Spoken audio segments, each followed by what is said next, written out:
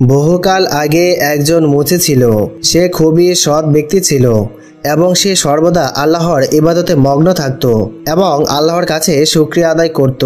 সে খুবই দরিদ্র ছিল, কিন্তু তবুও আল্লাহর কাছে কখনো তার অবস্থার জন্য সে কোনো অভিযোগ করেনি।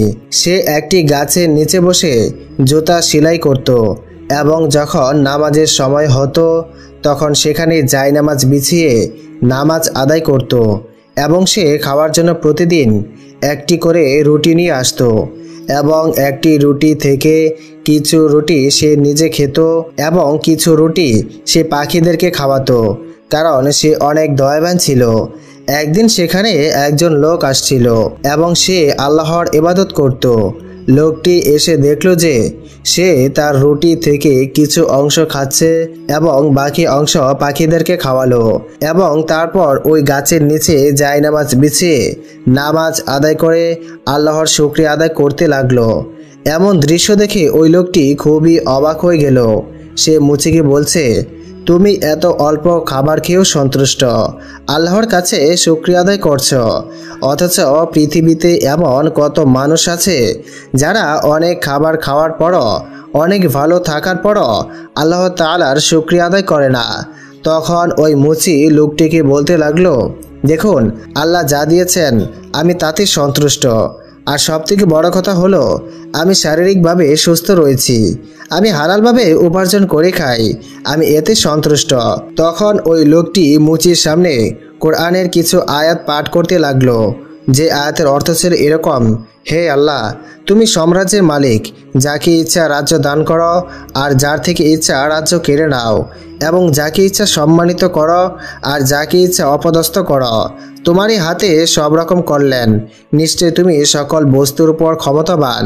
মুচি তখন লোকটিকে বলল, আপনি এটা কি পাঠ করলেন? তখনই লোকটি মুচিকে বলতে লাগলো, আমি এই কথাটি বলেছি, এবং সে সবটাই মুচিকে শোনালো। তখন ওই লোকটিকে মুচি বলল, আমি আপনার জুতা মেরামতের জন্য কোনো পারিশ্রমিক দিতে হবে না, বিনিময়ে আপনি আমাকে এই আরবি আয়াতগুলো শিখিয়ে দিন। এরপর ওই লোকটি আরবি আয়াতগুলো মুচিকে শিখিয়ে দিল। তারপর থেকে মুচি সে আয়াতগুলো পাঠ করে দিন পার করত এবং সেই আয়াতগুলো শুনে পাখিরা কিচির মিচির করত। তখন মুচি পাখিদের উদ্দেশ্যে বলতে লাগলো, তোমাদেরও বুঝি এই আয়াতগুলো খুব ভালো লাগে, তাই না? এভাবে এই মুচি ধীরে ধীরে দিন কাটতে লাগলো।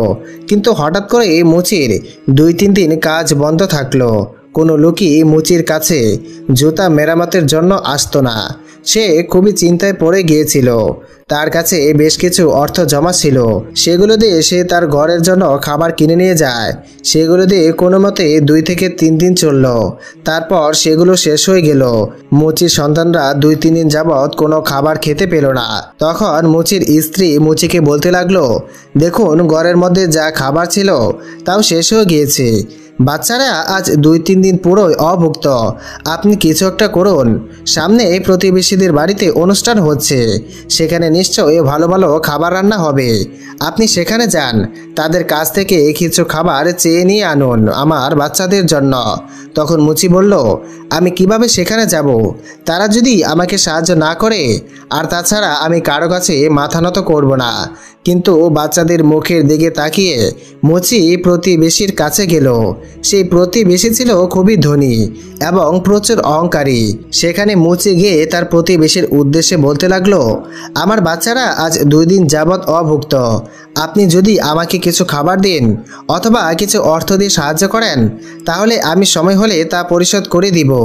তখন সেই প্রতিবেশী হাসতে লাগলেন এবং মুচির উদ্দেশ্যে বলতে লাগলো, যে দেখেছ অনুষ্ঠান হচ্ছে, ভালো ভালো খাবার রান্না হয়েছে, সেই খেতে চলে আসলে তোমাকে আমি কেন সাহায্য করব? এগুলো সব আমার নিজের কষ্টের টাকা দিয়ে করা। ওই প্রতিবেশী তার কর্মচারীকে বলল, এই মুচিকে এখনই ধাক্কা দিয়ে এখান থেকে বের করে দাও। পাহারাদাররা মুচিকে সেখান থেকে ধাক্কা দিয়ে বের করে দিল। মুচি পড়ে গিয়ে তার মাথায় আঘাত পেল এবং মাথা ফেটে রক্ত বের হচ্ছিল। মুচি সেদিনের মতো অপমান আর কখনোই হয়নি। সে বাড়িতে না গিয়ে কাঁদতে কাঁদতে একটি মসজিদের কাছে গেল। ওদিকে তার সন্তান ও তার স্ত্রী অপেক্ষা করছিল খাবারের জন্য। সে মসজিদে গিয়ে পানি দিয়ে তার মাথা ধুয়ে নিল এবং মাথা থেকে রক্তগুলো ধুয়ে নিল। এরপর ওযু করে সে মসজিদে গিয়ে নামাজ পড়তে লাগলো এবং কান্না করতে করতে আল্লাহকে তার দুঃখের কথাগুলো বলছিল। এমন সময় মসজিদে একজন সওদাগর এসে উপস্থিত হলো। সেই সওদাগর মুচির এসব কথা শুনে ফেলেছিল। যখন নামাজ শেষ হলো তখন সওদাগর মুচিকে বলেছিল, ভাই, আমি আপনার সব কথা শুনেছি। আসলে আমি হলাম একজন সওদাগর, আর আমার মনে হলো আপনি খুবই কষ্টে আছেন। আমি অন্য শহর থেকে ব্যবসা করার জন্য এই শহরে এসেছি, কিন্তু আমি কাউকে চিনি না। আমার যে সঙ্গী ছিল সে মৃত্যুবরণ করেছে, তাই আমার এখন একজন সঙ্গী প্রয়োজন। আমি চাই আপনি আমার সাথে কাজ করুন। আমি আশা রাখি নিশ্চয়ই আপনি আমার সাথে সততার সাথে কাজ করবেন। এই বলে সে সওদাগর মুচির হাতে কিছু টাকা দিল এবং সেখান থেকে সে চলে গেল। সে মুচি আল্লাহ তাআলার শুকরিয়া আদায় করলো এবং ভালো ভালো কিছু খাবার কিনে তার পরিবারের কাছে গেল। এরপর সেই মুচি ওই সওদাগরের সাথে ব্যবসা শুরু করলো। সততার সাথে ব্যবসা করার কারণে তাদের ব্যবসা ধীরে ধীরে অনেক বড় হলো। একটা সময়ে সে সওদাগর তার শহরে চলে যায় আর পুরো ব্যবসার ভার সেই মুচির উপর পড়ে যায় এবং সে ব্যবসাটাকে দেখতে থাকে। এরপর ধীরে ধীরে মুচির ভাগ্য পরিবর্তন হতে থাকে। সে ব্যবসা করতে করতে অনেক বড়লোক হয়ে গেল এবং সে অনেক বড় একটি বাড়ি তৈরি করলো। আর বাড়ির দরজার সামনে একটি পাথরে লিখে দেয়, হে আল্লাহ, যাকে ইচ্ছা রাজত্ব দান করো আর যার থেকে ইচ্ছা রাজত্ব কেড়ে নাও। তুমি যাকে ইচ্ছা সম্মানিত করো আর যাকে ইচ্ছা অপদস্থ করো। তোমার হাতে সব রকম কল্যাণ। নিশ্চয়ই তুমি সকল বস্তুর উপর ক্ষমতাবান। মুচির বাড়িতে অনেক চাকর হয়। সে প্রতিদিন নিজের বাড়িতে অনেক ভালো ভালো খাবার রান্না করতেন এবং কোনো ভিক্ষুক তার কাছে আসলে তাদেরকে তিনি খাবার দিতেন। এভাবে আল্লাহর রহমত তার উপর বর্ষিত হতে থাকে। একদিন বাইরে প্রচুর ঝড় বৃষ্টি হচ্ছিল। এমন সময় এক ভিক্ষুক তার দরজায় এসে কড়া নাড়ে আর মুচির ঘরে থাকা পাহারাদার দরজা খুলে সেই ভিক্ষুকে ঘরে প্রবেশ করতে দেয় এবং তাকে শুকনো কাপড় দেয় যাতে সে তার শরীর মুছতে পারে। তার সাথে তাকে অনেক ভালো খাবার খেতে দেয়। সে ভিক্ষুক দেখে, সেই ভিক্ষুককে দেখে মুচির পাহারাদার অনেক কান্না করতে থাকে এবং সে ভিক্ষুক থেকে দূরে সরে গিয়ে কান্না করে। এমন সময় মুচি সেখানে এসে হাজির হয় এবং তার পাহারাদারকে জিজ্ঞেস করে, তুমি কান্না কেন করছ? তখন তার পাহারাদার উত্তর দেয়, বাইরে যে ভিক্ষুক বসে আছে, একটা সময় আমি তার অধীনে কাজ করতাম। সে খুবই অহংকারী ছিল এবং সে এতটা পরিমাণে অহংকার ছিল যে সে কোনো ভিক্ষুককেই কখনো দান সদকা করতে না। একটা সময় তার সব কিছু ছিল, কিন্তু আজ সে পথের ভিখারি। আমার মনে আছে একবার আমার সন্তানের অনেক অসুখ হয়েছিল এবং আমি তার কাছে কিছু টাকা চেয়েছিলাম, কিন্তু সে আমাকে টাকা দেয়নি, যার কারণে আমার ছেলে মারা গেছে। আজ আমার সেই মালিকই পথের ভিখারি। এরপর মুচি ভিক্ষুকের কাছে গেল এবং গিয়ে দেখল যে ভিক্ষুক আর কেউ নয়, বরং সেই অহংকারী প্রতিবেশী যে মুচিকে অনেক অপমান করে তাড়িয়ে দিয়েছিল। মুচি সে ভিক্ষুকের কাছে যেতে এসে তাকে চিনে ফেলল এবং সালাম দিয়ে বলল, আমাকে চিনতে পারছেন?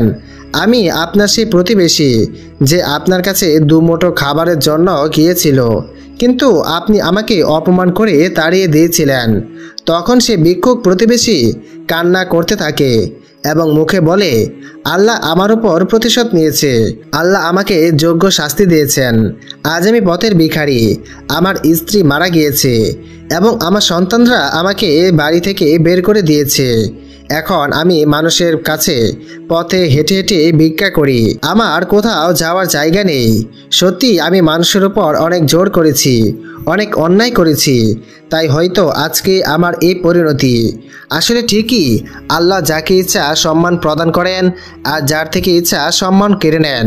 বন্ধুরা, এই ঘটনা থেকে আমরা বুঝতে পারি যে আল্লাহ তাআলা সকল ক্ষমতার অধিকারী এবং তিনি চাইলে পথের ভিখারিকে করতে পারেন ধনী আর ধনীকে করতে পারেন পথের ভিখারি।